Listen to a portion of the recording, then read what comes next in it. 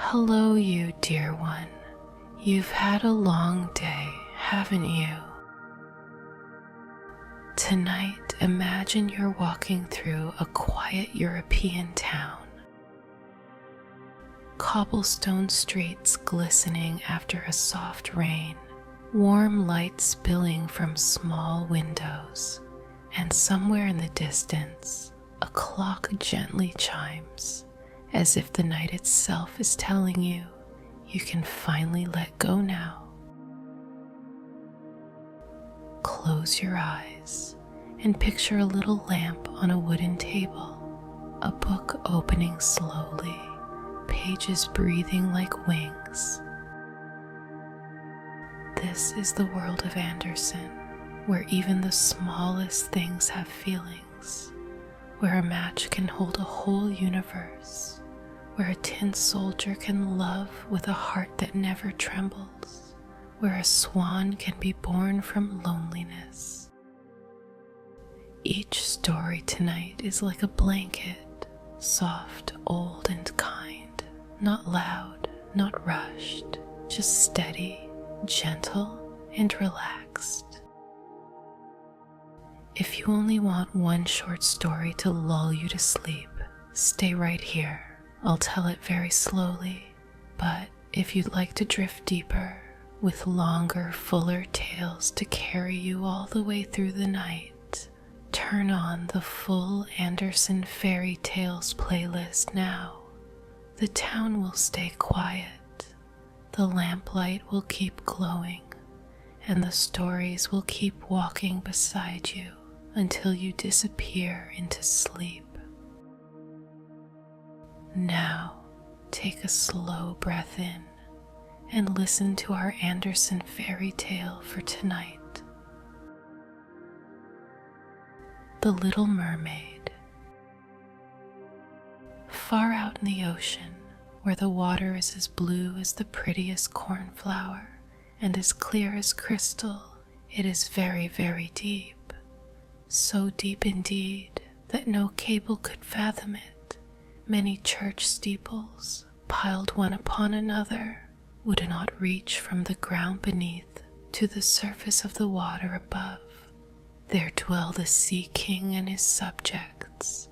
We must not imagine that there is nothing at the bottom of the sea but bare yellow sand. No, indeed, the most singular flowers and plants grow there, the leaves and stems of which are so pliant that the slightest agitation of the water causes them to stir as if they had life. Fishes, both large and small, glide between the branches as birds fly among the trees here upon land. In the deepest spot of all stands the castle of the Sea King. Its walls are built of coral, and the long Gothic windows are of the clearest amber. The roof is formed of shells that open and close as the water flows over them. Their appearance is very beautiful, for in each lies a glittering pearl, which would be fit for the diadem of a queen. The Sea King had been a widower for many years, and his aged mother kept house for him. She was a very wise woman and exceedingly proud of her high birth. On that account, she wore 12 oysters on her tail, while others, also of high rank, were only allowed to wear 6. She was, however, deserving of very great praise, especially for her care of the little sea princesses, her granddaughters. They were 6 beautiful children, but the youngest was the prettiest of them all. Her skin was as clear and delicate as a rose leaf, and her eyes as blue as the deepest sea. But like all the others, she had no feet, and her body ended in a fish's tail. All day long they played in the great halls of the castle, or among the living flowers that grew out of the walls. The large amber windows were open, and the fish swam in, just as the swallows fly into our houses when we open the windows, excepting that the fishes swam up to the princesses, ate out of their hands, and allowed themselves to be stroked. Outside the castle, there was a beautiful garden in which grew bright red and dark blue flowers and blossoms like flames of fire. The fruit glittered like gold, and the leaves and stems waved to and fro continually. The earth itself was the finest sand, but blue as the flame of burning sulfur. Over everything lay a peculiar blue radiance, as if it were surrounded by the air from above, through which the blue sky shone instead of the dark depths of the sea. In calm weather, the sun could be seen, looking like a purple flower, with the light streaming from the calyx. Each of the young princesses had a little plot of ground in the garden, where she might dig and plant as she pleased. One arranged her flower bed into the form of a whale. Another thought it better to make hers like the figure of a little mermaid, but that of the youngest was round like the sun and contained flowers as red as his rays at sunset. She was a strange child, quiet and thoughtful, and while her sisters would be delighted with the wonderful things which they obtained from the wrecks of vessels, she cared for nothing but her pretty red flowers, like the sun, excepting a beautiful marble statue. It was the representation of a handsome boy, carved out of pure white stone, which had fallen to the bottom of the sea from a wreck.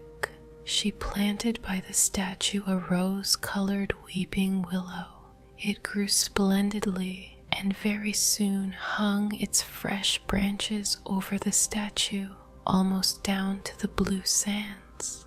The shadow had a violet tint and waved to and fro like the branches. It seemed as if the crown of the tree and the root were at play and trying to kiss each other. Nothing gave her so much pleasure as to hear about the world above the sea. She made her old grandmother tell her all she knew of the ships and of the towns, the people and the animals. To her it seemed most wonderful and beautiful to hear that the flowers of the land should have fragrance and not those below the sea, that the trees of the forest should be green, and that the fishes among the trees could sing so sweetly that it was quite a pleasure to hear them. Her grandmother called the little birds fishes, or she would not have understood her, for she had never seen birds. "When you have reached your 15th year," said the grandmother, "you will have permission to rise up out of the sea, to sit on the rocks in the moonlight while the great ships are sailing by, and then you will see both forests and towns." In the following year, one of the sisters would be 15, but as each was a year younger than the other, the youngest would have to wait 5 years before her turn came to rise up from the bottom of the ocean and see the earth as we do.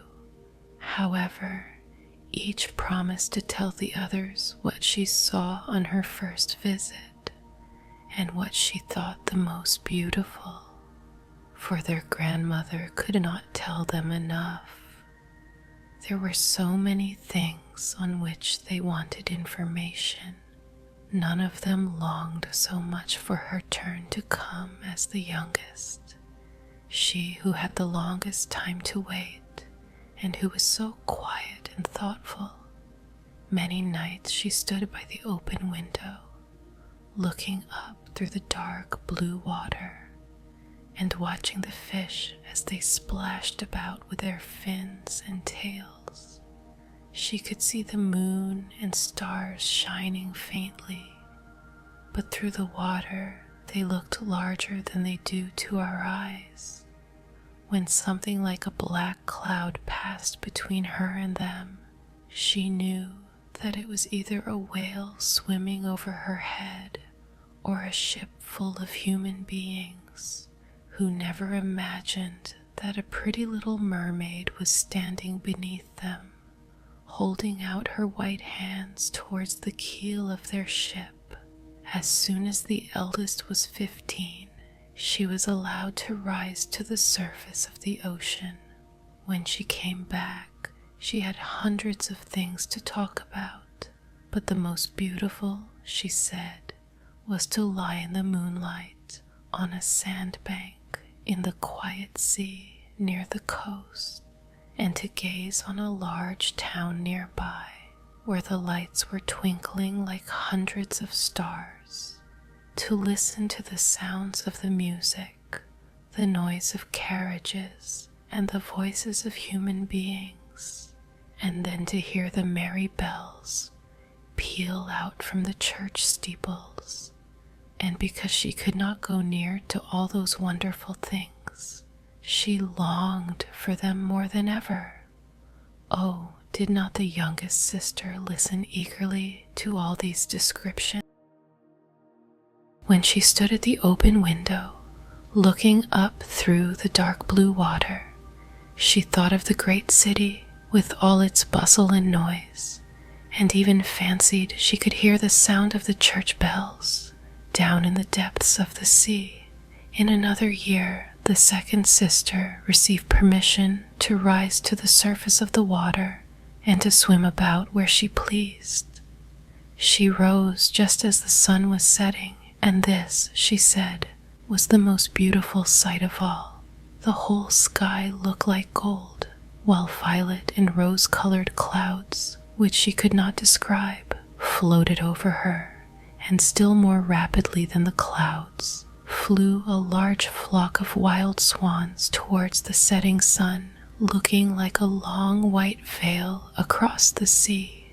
She also swam towards the sun, but it sunk into the waves, and the rosy tints faded from the clouds and from the sea.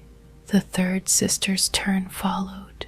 She was the boldest of them all, and she swam up a broad river that emptied itself into the sea. On the banks she saw green hills covered with beautiful vines. Palaces and castles peeped out from amid the proud trees of the forest. She heard the birds singing, and the rays of the sun were so powerful that she was obliged often to dive down under the water to cool her burning face. In a narrow creek, she found a whole troop of little human children, quite naked and sporting about in the water. She wanted to play with them, but they fled in a great fright. And then a little black animal came to the water. It was a dog, but she did not know that, for she had never before seen one. This animal barked at her so terribly that she became frightened and rushed back to the open sea. But she said she should never forget the beautiful forest, the green hills, and the pretty little children who could swim in the water, although they had not fishes' tails. The fourth sister was more timid. She remained in the midst of the sea, but she said it was quite as beautiful there as nearer the land. She could see for so many miles around her, and the sky above looked like a bell of glass. She had seen the ships, but at such a great distance that they looked like seagulls. The dolphins sported in the waves, and the great whales spouted water from their nostrils, till it seemed as if 100 fountains were playing in every direction.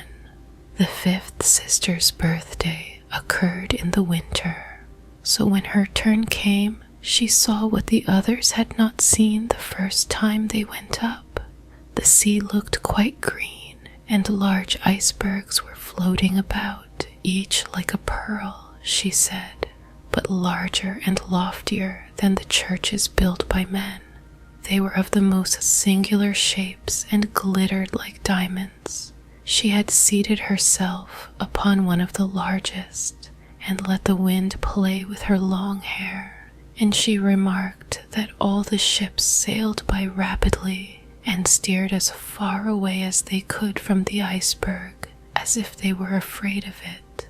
Towards evening, as the sun went down, dark clouds covered the sky, the thunder rolled, and the lightning flashed, and the red light glowed on the icebergs as they rocked and tossed on the heaving sea. On all the ships, the sails were reefed with fear and trembling, while she sat calmly on the floating iceberg, watching the blue lightning as it darted its forked flashes into the sea. When first the sisters had permission to rise to the surface, they were each delighted with the new and beautiful sights they saw. But now, as grown-up girls, they could go when they pleased, and they had become indifferent about it. They wished themselves back again in the water, and after a month had passed, they said it was much more beautiful down below, and pleasanter to be at home. Yet often, in the evening hours, the 5 sisters would twine their arms round each other and rise to the surface in a row. They had more beautiful voices than any human being could have, and before the approach of a storm, and when they expected a ship would be lost, they swam before the vessel and sang sweetly of the delights to be found in the depths of the sea, and begging the sailors not to fear if they sank to the bottom. But the sailors could not understand the song.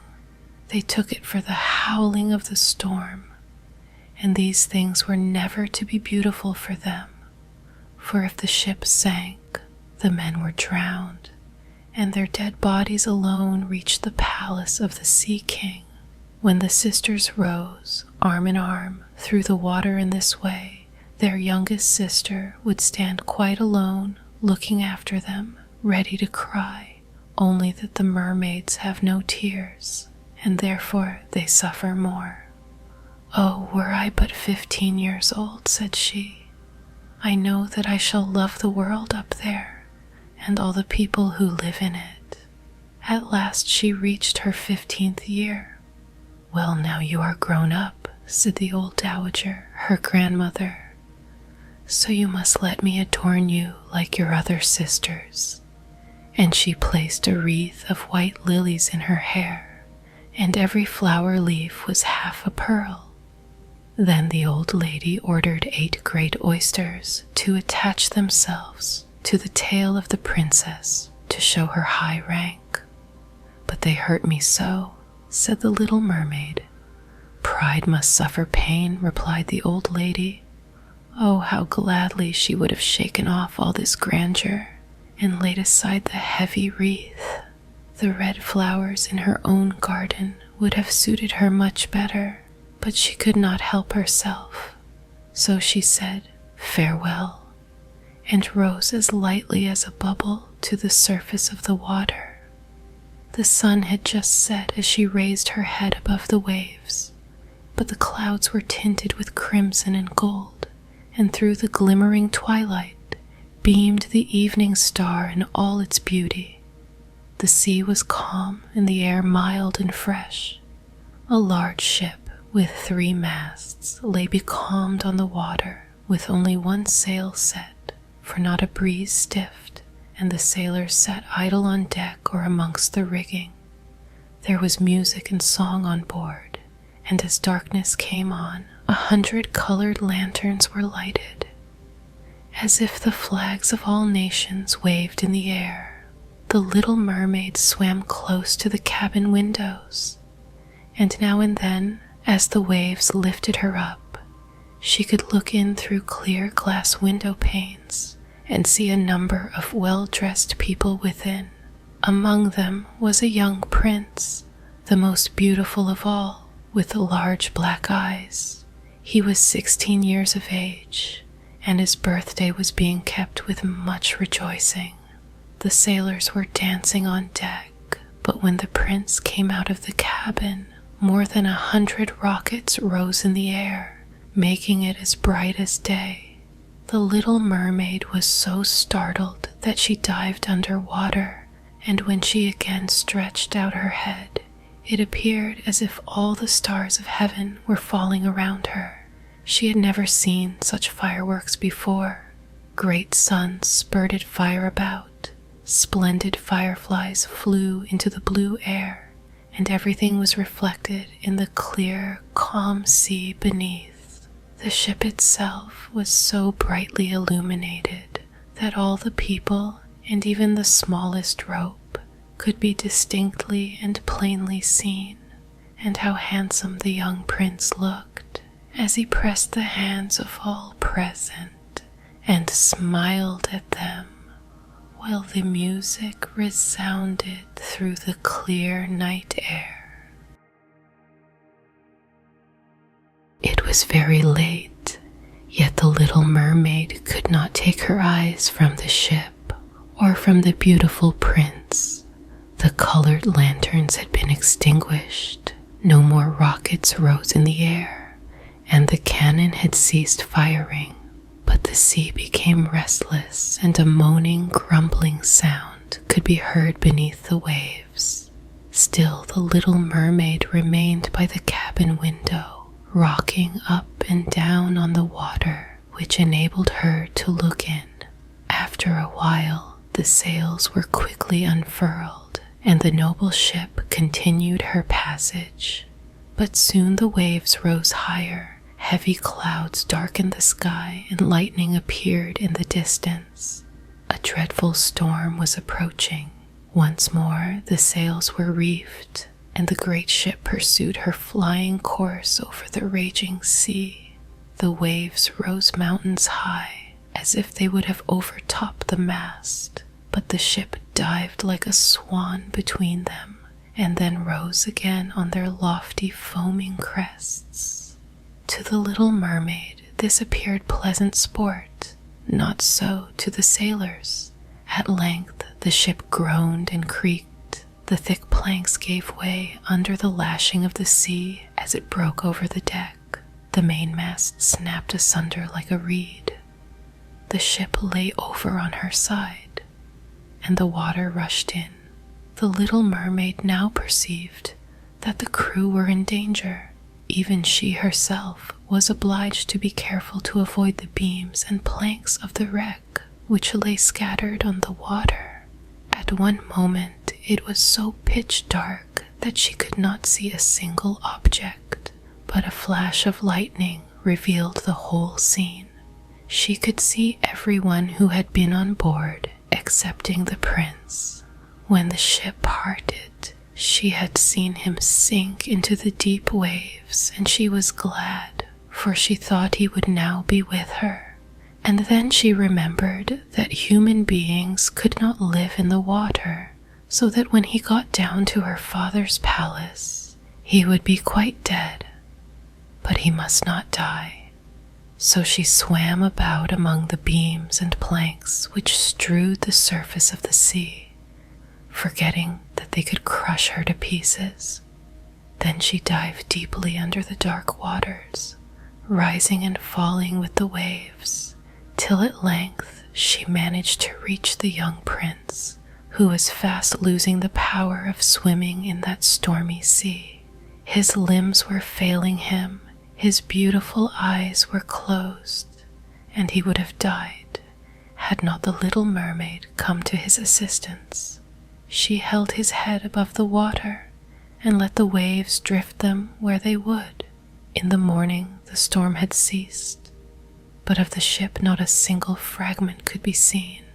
The sun rose up red and glowing from the water, and its beams brought back the hue of health to the prince's cheeks, but his eyes remained closed. The mermaid kissed his high, smooth forehead and stroked back his wet hair. He seemed to her like the marble statue in her little garden, and she kissed him again and wished that he might live. Presently they came in sight of land. She saw lofty blue mountains on which the white snow rested as if a flock of swans were lying upon them. Near the coast were beautiful green forests, and close by stood a large building, whether a church or a convent she could not tell. Orange and citron trees grew in the garden, and before the door stood lofty palms. The sea here formed a little bay in which the water was quite still but very deep, so she swam with the handsome prince to the beach, which was covered with fine white sand, and there she laid him in the warm sunshine, taking care to raise his head higher than his body. Then bells sounded in the large white building, and a number of young girls came into the garden. The little mermaid swam out farther from the shore and placed herself between some high rocks that rose out of the water. Then she covered her head and neck with the foam of the sea so that her little face might not be seen, and watched to see what would become of the poor prince. She did not wait long before she saw a young girl approach the spot where he lay. She seemed frightened at first, but only for a moment. Then she fetched a number of people, and the mermaid saw that the prince came to life again and smiled upon those who stood round him. But to her he sent no smile. He knew not that she had saved him.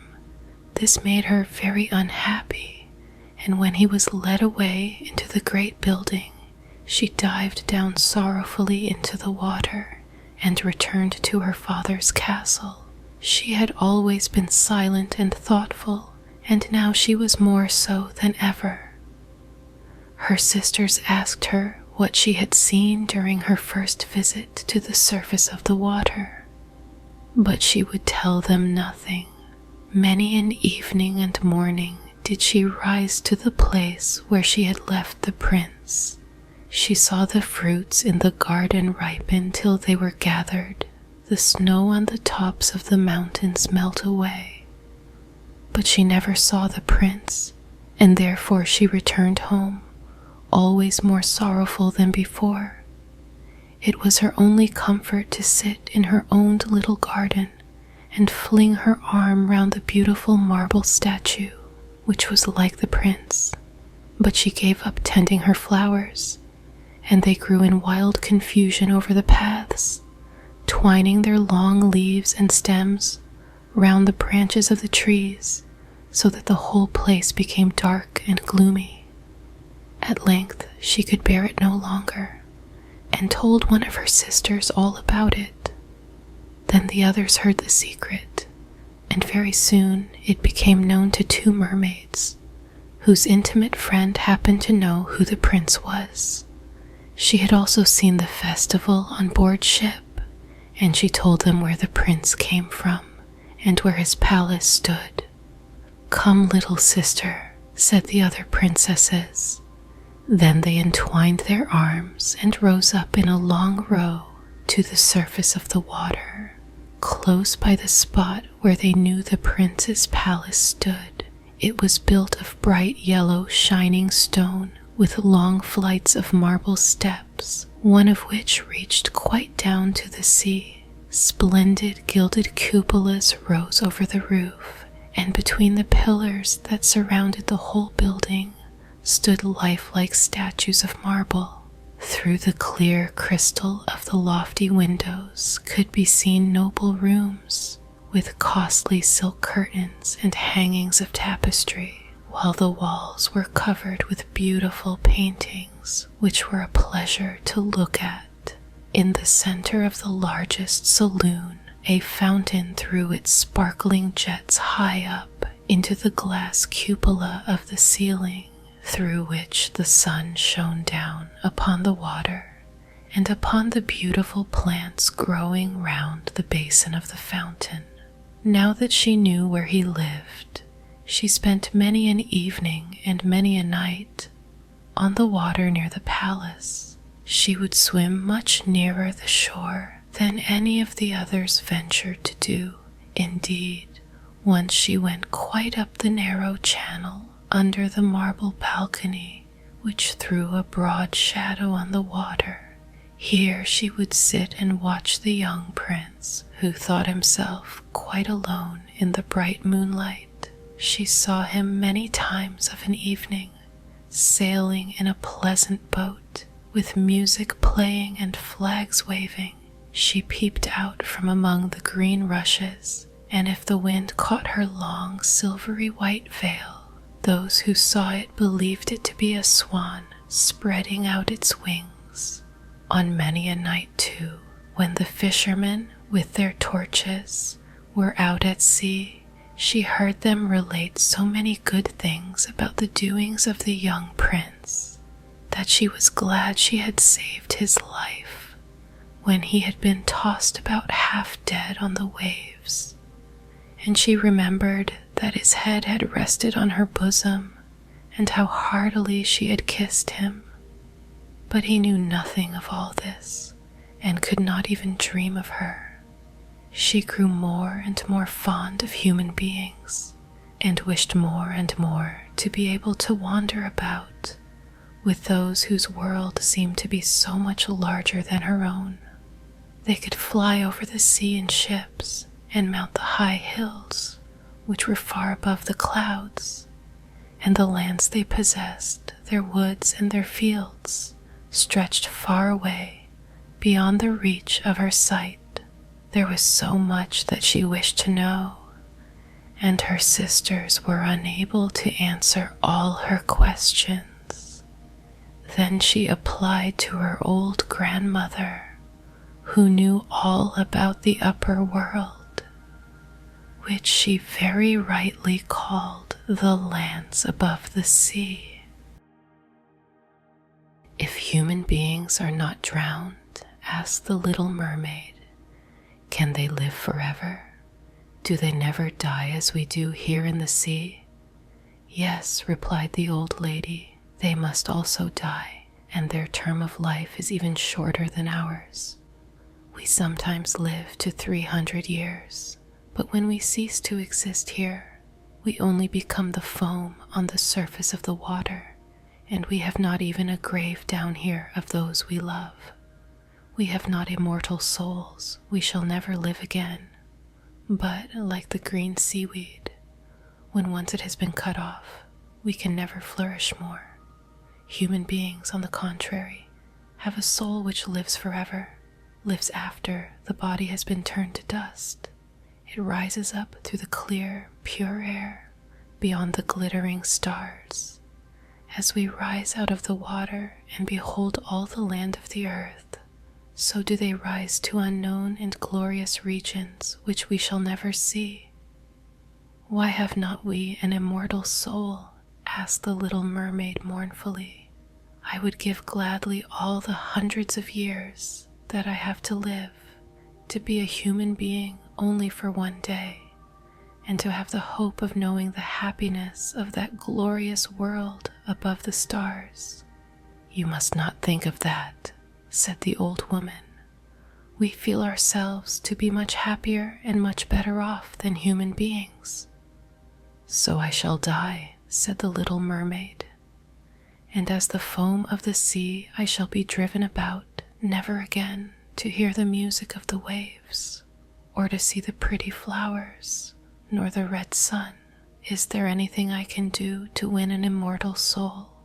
No, said the old woman, unless a man were to love you so much that you are more to him than his father or mother, and if all his thoughts and all his love were fixed upon you, and the priest placed his right hand in yours, and he promised to be true to you here and hereafter, then his soul would glide into your body, and you would obtain a share in the future happiness of mankind.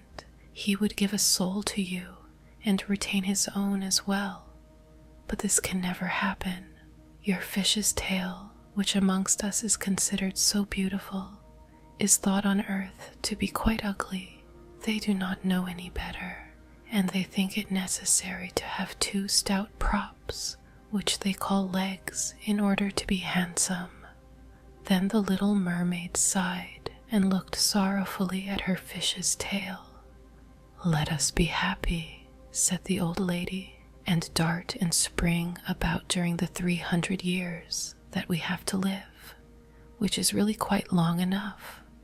After that, we can rest ourselves all the better. This evening, we are going to have a court ball. It is one of those splendid sights which we can never see on earth. The walls and the ceiling of the large ballroom were of thick but transparent crystal.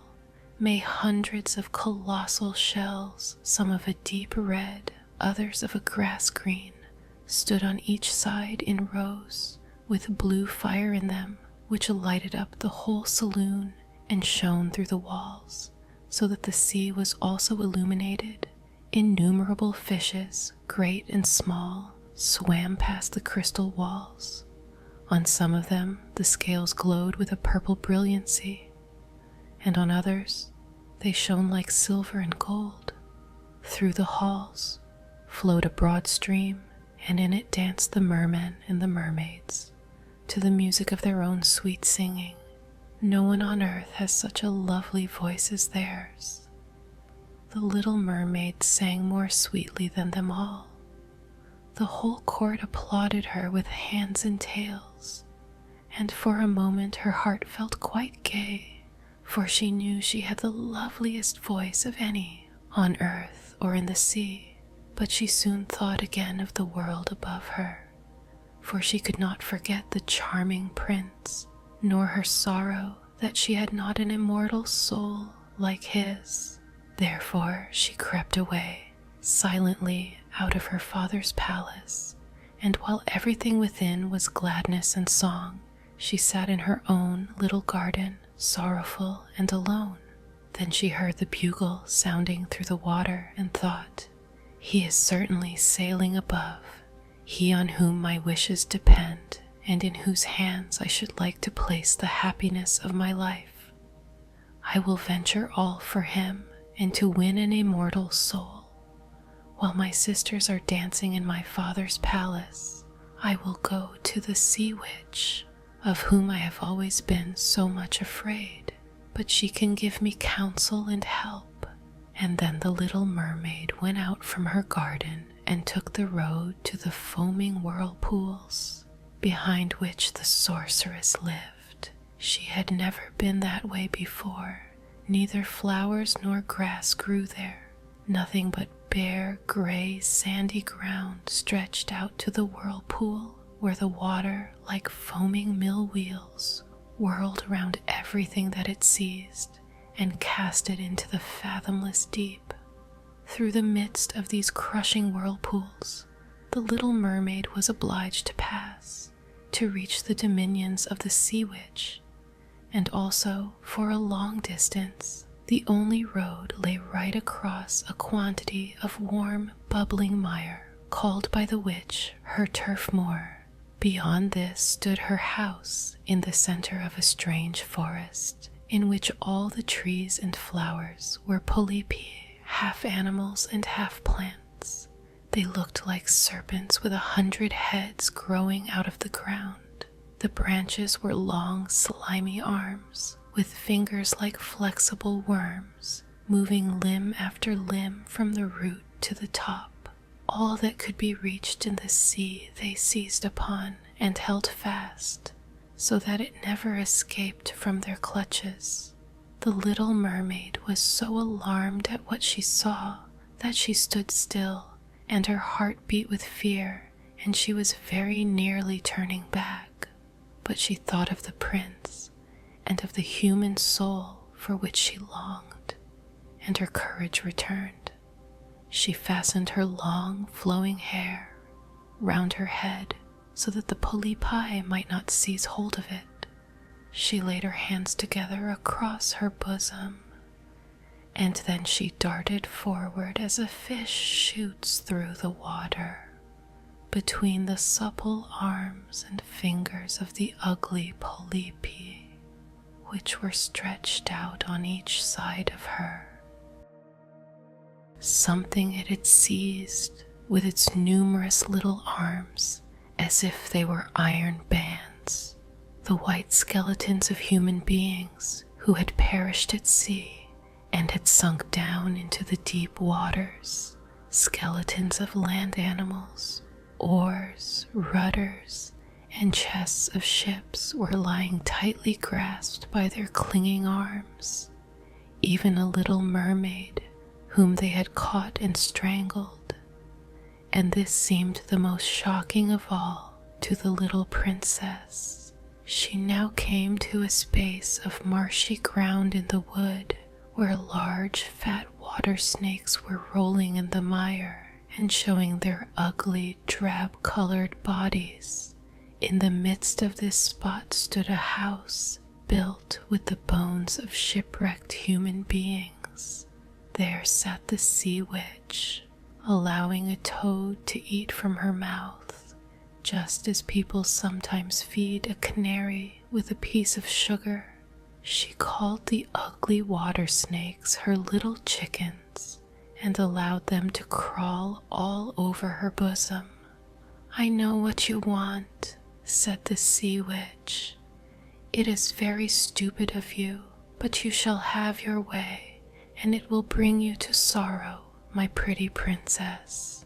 You want to get rid of your fish's tail and to have two supports instead of it, like human beings on earth, so that the young prince may fall in love with you and that you may have an immortal soul." And then the witch laughed so loud and disgustingly that the toad and the snakes fell to the ground and lay there wriggling about.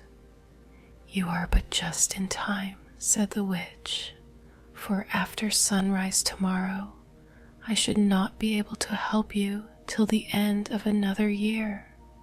I will prepare a draught for you with which you must swim to land tomorrow before sunrise and sit down on the shore and drink it. Your tail will then disappear and shrink up into what mankind calls legs, and you will feel great pain as if a sword were passing through you. But all who see you will say that you are the prettiest little human being they ever saw. You will still have the same floating gracefulness of movement, and no dancer will ever tread so lightly. But at every step you take, it will feel as if you were treading upon sharp knives, and that the blood must flow. If you will bear all this, I will help you." "Yes, I will," said the little princess in a trembling voice, as she thought of the prince and the immortal soul. "But think again," said the witch, "for when once your shape has become like a human being, you can no more be a mermaid. You will never return through the water to your sisters or to your father's palace again.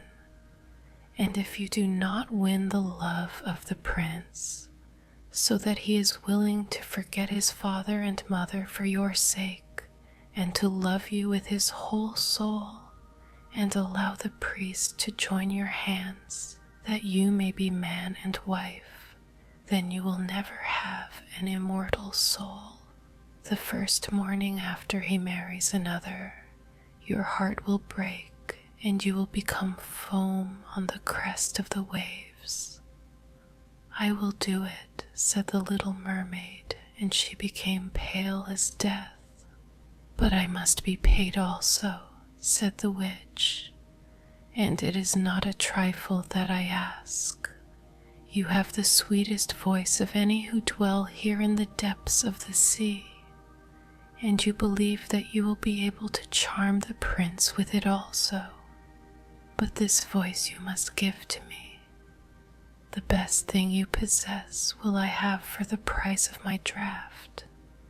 My own blood must be mixed with it, that it may be as sharp as a two-edged sword." But if you take away my voice, said the little mermaid, what is left for me? Your beautiful form, your graceful walk, and your expressive eyes.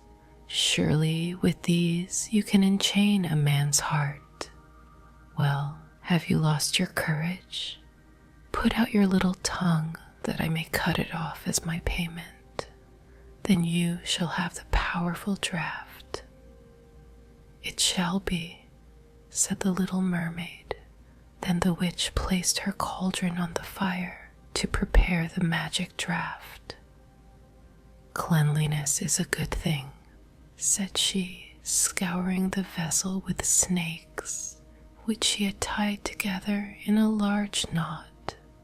Then she pricked herself in the breast and let the black blood drop into it. The steam that rose formed itself into such horrible shapes that no one could look at them without fear. Every moment the witch threw something else into the vessel, and when it began to boil, the sound was like the weeping of a crocodile. When at last the magic draught was ready, it looked like the clearest water. There it is for you, said the witch. Then she cut off the mermaid's tongue so that she became dumb and would never again speak or sing. If the polypi should seize hold of you as you return through the wood, said the witch, throw over them a few drops of the potion, and their fingers will be torn into 1,000 pieces. But the little mermaid had no occasion to do this, for the polypi sprang back in terror when they caught sight of the glittering draught, which shone in her hand like a twinkling star. So she passed quickly through the wood and the marsh, and between the rushing whirlpools. She saw that in her father's palace the torches in the ballroom were extinguished, and all within asleep, but she did not venture to go into them, for now she was dumb and going to leave them forever. She felt as if her heart would break. She stole into the garden, took a flower from the flower beds of each of her sisters, kissed her hand 1,000 times towards the palace, and then rose up through the dark blue waters. The sun had not risen when she came in sight of the prince's palace and approached the beautiful marble steps, but the moon shone clear and bright. Then the little mermaid drank the magic draught, and it seemed as if a two-edged sword went through her delicate body. She fell into a swoon and lay like one dead. When the sun arose and shone over the sea, she recovered and felt a sharp pain. But just before her stood the handsome young prince. He fixed his coal-black eyes upon her so earnestly that she cast down her own, and then became aware that her fish's tail was gone, and that she had as pretty a pair of white legs and tiny feet as any little maiden could have. But she had no clothes, so she wrapped herself in her long, thick hair. The prince asked her who she was and where she came from, and she looked at him mildly and sorrowfully with her deep blue eyes, but she could not speak. Every step she took was as the witch had said it would be.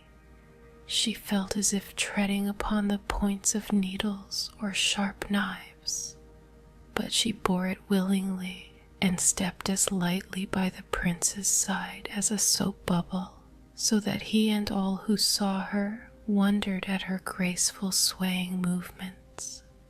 She was very soon arrayed in costly robes of silk and muslin, and was the most beautiful creature in the palace.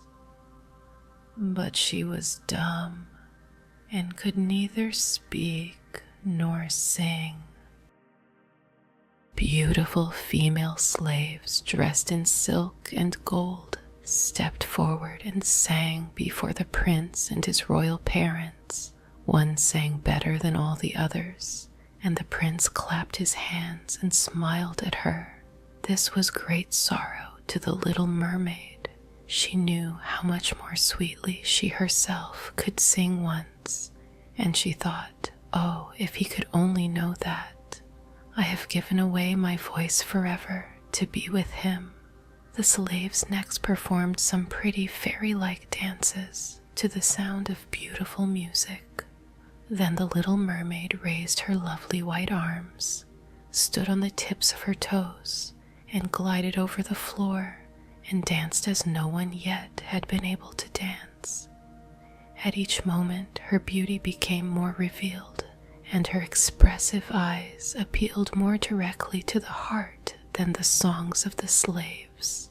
Everyone was enchanted, especially the prince, who called her his little foundling, and she danced again quite readily to please him, though each time her foot touched the floor, it seemed as if she trod on sharp knives. The prince said she should remain with him always, and she received permission to sleep at his door on a velvet cushion. He had a page's dress made for her, that she might accompany him on horseback. They rode together through the sweet scented woods, where the green boughs touched their shoulders, and the little birds sang among the fresh leaves. She climbed with the prince to the tops of high mountains, and although her tender feet bled so that even her steps were marked, she only laughed and followed him till they could see the clouds beneath them, looking like a flock of birds traveling to distant lands. While at the prince's palace, and when all the household were asleep, she would go and sit on the broad marble steps, for it eased her burning feet to bathe them in the cold sea water, and then she thought of all those below in the deep. Once during the night her sisters came up arm in arm, singing sorrowfully as they floated on the water. She beckoned to them, and then they recognized her and told her how she had grieved them. After that they came to the same place every night, and once she saw in the distance her old grandmother, who had not been to the surface of the sea for many years, and the old sea king, her father, with his crown on his head. They stretched out their hands towards her, but they did not venture so near the land as her sisters did. As the days passed, she loved the prince more fondly, and he loved her as he would love a little child. But it never came into his head to make her his wife, yet unless he married her, she could not receive an immortal soul, and on the morning after his marriage with another, she would dissolve into the foam of the sea. Do you not love me the best of them all? The eyes of the little mermaid seemed to say, when he took her in his arms and kissed her fair forehead. Yes, you are dear to me, said the prince, for you have the best heart, and you are the most devoted to me. You are like a young maiden whom I once saw, but whom I shall never meet again. I was in a ship that was wrecked, and the waves cast me ashore near a holy temple, where several young maidens performed the service. The youngest of them found me on the shore and saved my life. I saw her but twice, and she is the only one in the world whom I could love. But you are like her, and you have almost driven her image out of my mind. She belongs to the holy temple, and my good fortune has sent you to me instead of her, and we will never part. Ah, he knows not that it was I who saved his life, thought the little mermaid.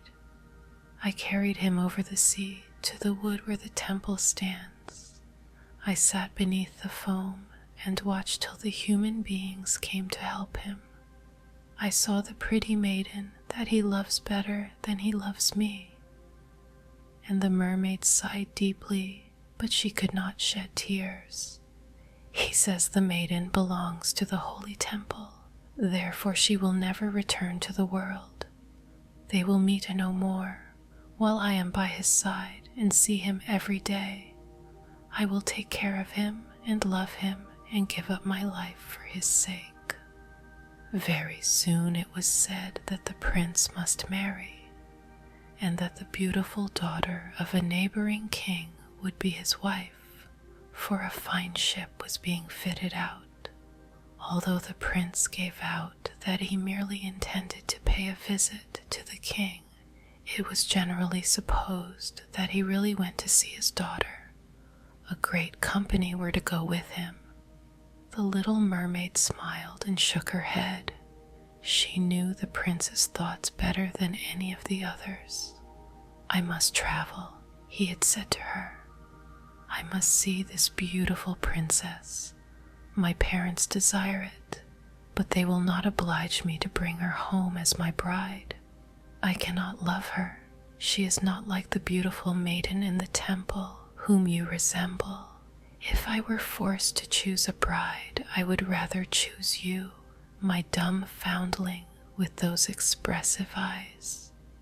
And then he kissed her rosy mouth, played with her long waving hair, and laid his head on her heart, while she dreamed of human happiness and an immortal soul. "You are not afraid of the sea, my dumb child," said he, as they stood on the deck of the noble ship which was to carry them to the country of the neighboring king. And then he told her of storm and of calm, of strange fishes in the deep beneath them, and of what the divers had seen there. And she smiled at his descriptions, for she knew better than anyone what wonders were at the bottom of the sea.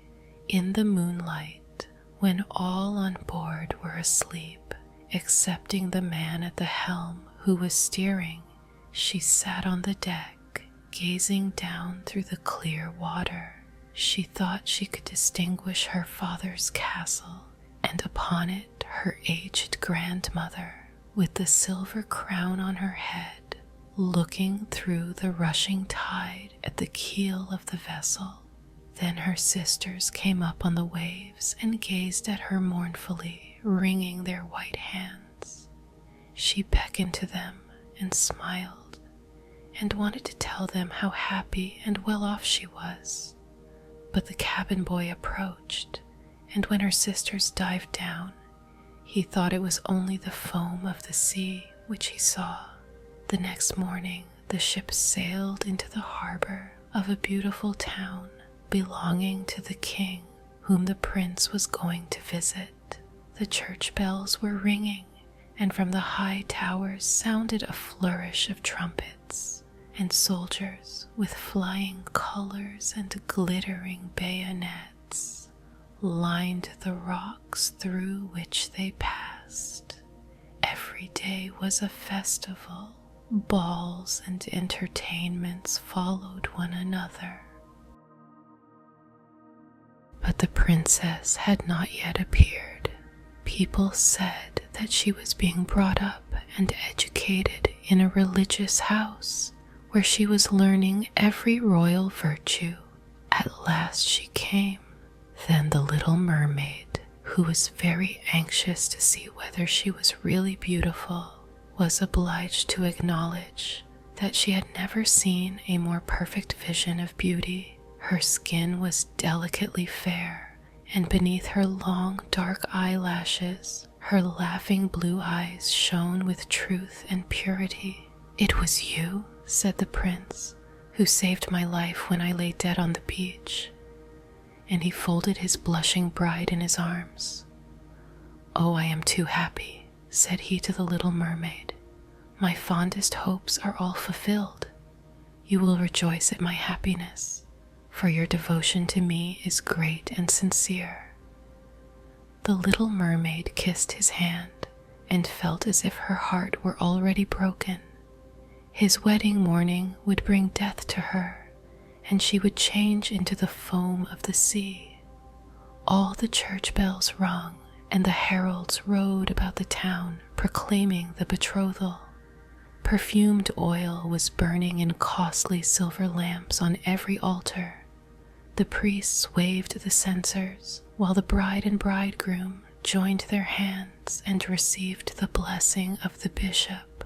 The little mermaid, dressed in silk and gold, held up the bride's train, but her ears heard nothing of the festive music, and her eyes saw not the holy ceremony.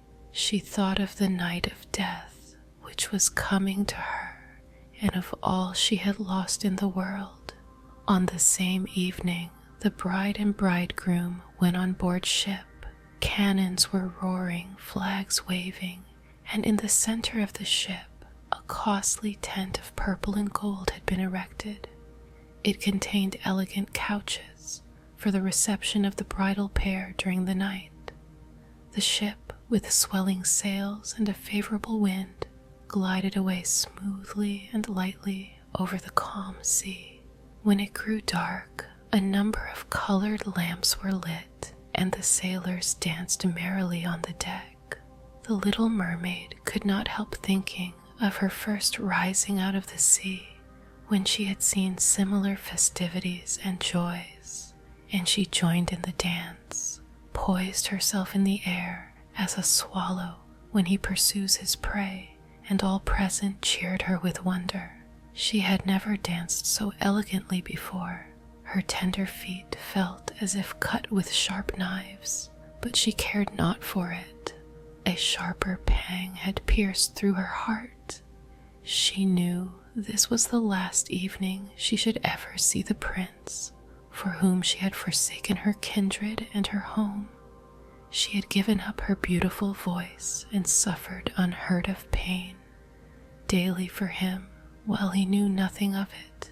This was the last evening that she would breathe the same air with him, or gaze on the starry sky and the deep sea. An eternal night without a thought or a dream awaited her. She had no soul, and now she could never win one. All was joy and gaiety on board, ship till long after midnight. She laughed and danced with the rest, while the thoughts of death were in her heart. The prince kissed his beautiful bride, while she played with his raven hair, till they went arm in arm to rest in the splendid tent. Then all became still on board the ship. The helmsman, alone awake, stood at the helm. The little mermaid leaned her white arms on the edge of the vessel and looked towards the east for the first blush of morning, for that first ray of dawn that would bring her death. She saw her sisters rising out of the flood. They were as pale as herself, but their long, beautiful hair waved no more in the wind and had been cut off. "We have given our hair to the witch," said they, "to obtain help for you, that you may not die tonight. She has given us a knife. Here it is. See, it is very sharp. Before the sun rises, you must plunge it into the heart of the prince. When the warm blood falls upon your feet, they will grow together again and form into a fish's tail, and you will be once more a mermaid and return to us to live out your 300 years before you die and change into the salt sea foam. Haste then. He or you must die before sunrise. Our old grandmother moans so for you that her white hair is falling off from sorrow, as ours fell under the witch's scissors. Kill the prince and come back. Hasten. Do you not see the first red streaks in the sky? In a few minutes the sun will rise and you must die." And then they sighed deeply and mournfully and sank down beneath the waves. The little mermaid drew back the crimson curtain of the tent and beheld the fair bride with her head resting on the prince's breast. She bent down and kissed his fair brow. then looked at the sky on which the rosy dawn grew brighter and brighter. Then she glanced at the sharp knife and again fixed her eyes on the prince, who whispered the name of his bride in his dreams. She was in his thoughts, and the knife trembled in the hand of the little mermaid. Then she flung it far away from her into the waves. The water turned red where it fell, and the drops that spurted up looked like blood. She cast one more lingering, half-fainting glance at the prince, and then threw herself from the ship into the sea, and thought her body was dissolving into foam. The sun rose above the waves, and his warm rays fell on the cold foam of the little mermaid, who did not feel as if she were dying. She saw the bright sun, and all around her floated hundreds of transparent, beautiful beings. She could see through them the white sails of the ship and the red clouds in the sky. Their speech was melodious, but too ethereal to be heard by mortal ears, as they were also unseen by mortal eyes. The little mermaid perceived that she had a body like theirs, and that she continued to rise higher and higher out of the foam. "Where am I?" asked she, and her voice sounded ethereal, as the voice of those who were with her. No earthly music could imitate it. "Among the daughters of the air," answered one of them. "A mermaid has not an immortal soul, nor can she obtain one unless she wins the love of a human being. On the power of another hangs her eternal destiny. But the daughters of the air, although they do not possess an immortal soul, can, by their good deeds, procure one for themselves. We fly to warm countries and cool the sultry air that destroys mankind with the pestilence. We carry the perfume of the flowers to spread health and restoration. After we have striven for 300 years, to all the good in our power, we receive an immortal soul and take part in the happiness of mankind. You, poor little mermaid, have tried with your whole heart to do as we are doing. You have suffered and endured, and raised yourself to the spirit world by your good deeds. And now, by striving for 300 years, in the same way, you may obtain an immortal soul." The little mermaid lifted her glorified eyes towards the sun and felt them for the first time filling with tears. On the ship in which she had left the prince, there were life and noise. She saw him and his beautiful bride searching for her. Sorrowfully they gazed at the pearly foam, as if they knew she had thrown herself into the waves. Unseen, she kissed the forehead of her bride and fanned the prince, and then mounted with the other children of the air to a rosy cloud that floated through the ether. "After 300 years, thus shall we float into the kingdom of heaven," said she. "And we may even get there sooner," whispered one of her companions. "Unseen, we can enter the houses of men where there are children, and for every day on which we find a good child, who is the joy of his parents and deserves their love, our time of probation is shortened. The child does not know when we fly through the room that we smile with joy at his good conduct, for we can count 1 year less of our 300 years. But when we see a naughty or a wicked child, we shed tears of sorrow, and for every tear a day is added to our time of trial." And that is the story for tonight. If you're still awake, don't fight it. Just let the silence do what it was made to do. Let your thoughts be like snowflakes. They can fall and melt without you needing to catch a single one. Take a gentle breath in and breathe out as if you're closing a book, softly, carefully, knowing it will still be there tomorrow. But tonight, you don't have to hold anything. Sleep well. Tonight, you are safe in the quiet, and little by little, you can soften until you're gone into sleep.